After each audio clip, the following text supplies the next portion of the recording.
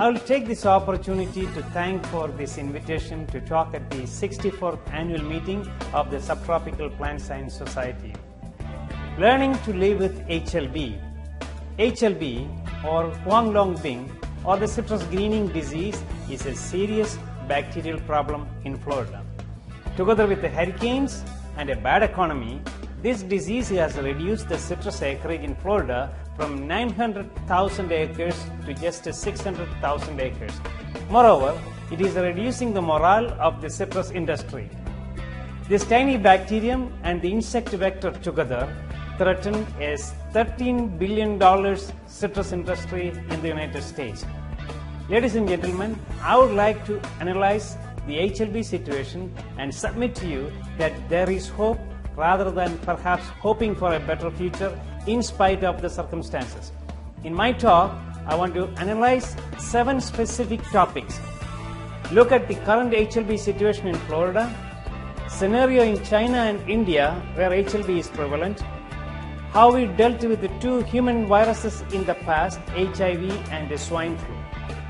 Bring to your attention the citrus tristacea virus situation in Florida today. Show you what our scientists, the governments, research laboratories and the citrus industry are doing to control HLB.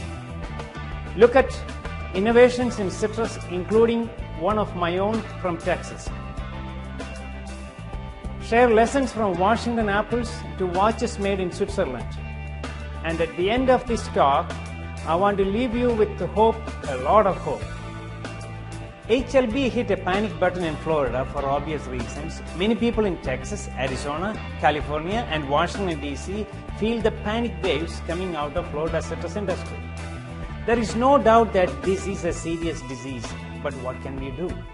We have to learn to live with it whether we like it or not. There is no option. The reason I show you a cartoon bacterium here and not a real bacteria is because we do not know much about the morphology of this bacterium. It is a difficult one to culture even in the most sophisticated research laboratories in the world. But we know a lot about the genes of this bacterium, and that is interesting. We have citrus growers in Florida that have removed thousands, perhaps even more than 1 million trees altogether in Florida, are beginning to accept the fact that because of HLB, growing citrus trees for long-term profit like for 50 years is no longer possible. The Florida citrus growers are beginning to realize that perhaps they have to grow citrus on a short-term basis, plant more trees per acre and make dollar returns faster. It makes sense.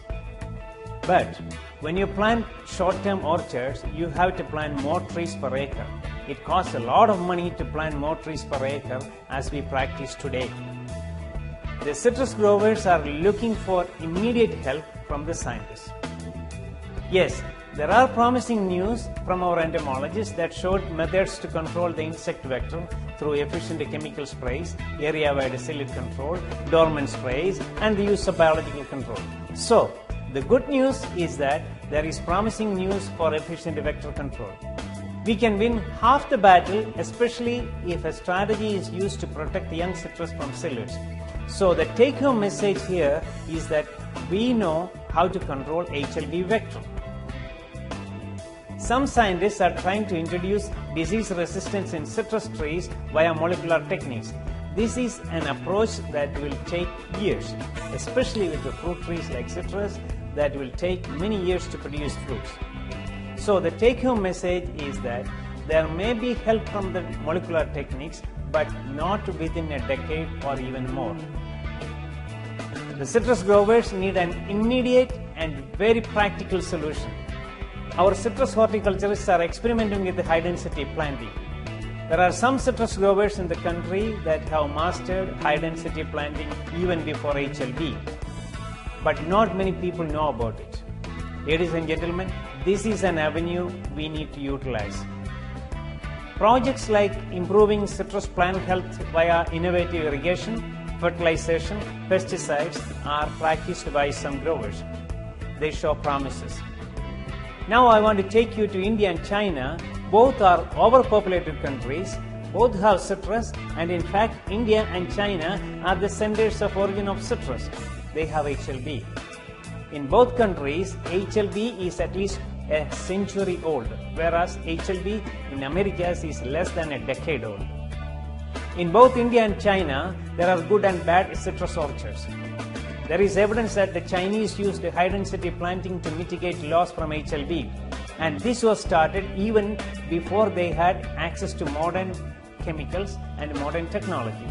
India is the same way. So why such a panic in Florida?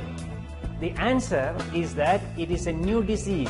The impact of a new disease is high. Moreover, HLB hit Florida when the Florida citrus industry was hit by hurricanes. Both the bacterium and the psyllid are new to the Florida ecosystem. Give it some time. Let them adapt to the Florida ecosystem. You may see a reduced impact after some time. I like to draw your attention to the citrus crustacea virus in Florida. Crustacea is a destructive virus disease of citrus that is spread by brown citrus aphid. This particular aphid was detected in Florida in 1995. 15 years later, the incidence of crustacea has not changed as expected. The brown citrus aphid population, though, is under control. This is a good time for me to bring the example of two human virus diseases, the HIV that causes AIDS disease and H1N1 that causes the swine flu. 1980s, the country welcomed the new Reagan administration, but at the same time, there were many AIDS-affected people dying.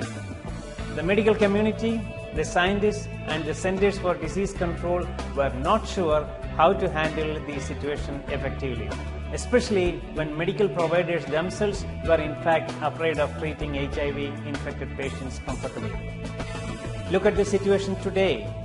With the proper education, medicine, and technology, today HIV-infected people live longer. In fact, medical sciences show that HIV-infected people may live 20 years longer today compared to the 1980s. Now let us look at a recent human virus disease, the H1N1 virus or the swine flu. This also hit a panic button. It was real. Many people died. H1N1 is real. There was a time the whole world was wearing masks. Today, at least we have H1N1 vaccine. The point I want to make is that the problem is real, but we came out of the initial big fear factor. It is true in human history that adversities and successes are not everlasting. And that is my next point. The citrus industry was operating in a comfort zone for many years with no major changes. Whereas the apple industry made a paradigm shift in the 1980s when it went into ultra high density planting. I have seen it myself in the 80s when I was a faculty member at the Washington State University. They made great success. They like it. I'm fascinated by their success. The citrus industry did not make a paradigm shift. The citrus industry is actually 25 years behind the apple industry in terms of high density planting.